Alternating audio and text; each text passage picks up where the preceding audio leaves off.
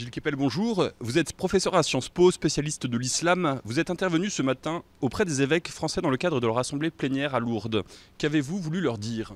Je crois que les évêques étaient très désireux de comprendre ce qui se passait aujourd'hui dans le monde arabe, après les révolutions, avec la fragmentation du Moyen-Orient, les menaces pesant sur les chrétiens dans la région, et puis cet État islamique d'Irak et du Levant, Daesh, qui aujourd'hui massacre les minorités et dont un certain nombre de membres sont de jeunes Européens qui sont allés là-bas et qui se livrent à des exactions, notamment les égorgements en ligne.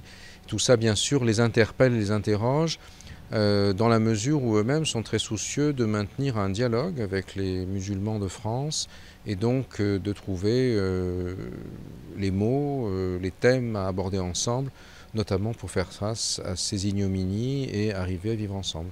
Et justement, quelles clés leur avez-vous apportées pour ce dialogue? Moi, comme universitaire, j'ai essayé surtout de leur expliquer quels étaient les éléments de contexte.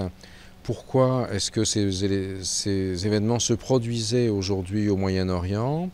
Quelles étaient les crises engendrées par le bouleversement des frontières?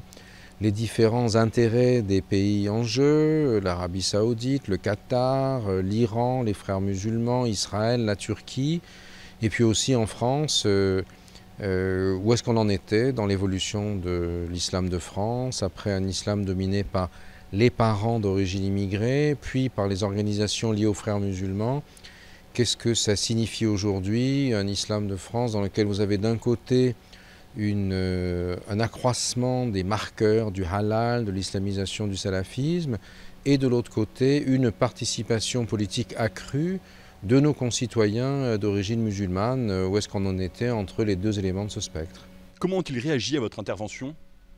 Je crois que les évêques étaient intéressés puisqu'ils sont eux-mêmes confrontés à ce type de réalité dans leur pratique quotidienne et dans celle des prêtres, et que pour eux, ce qui manque bien sûr, ce sont les éléments de contexte et de mise en perspective qu'un universitaire, qu'il soit croyant ou non, peut leur apporter dans un dialogue qui a été très fructueux, je crois.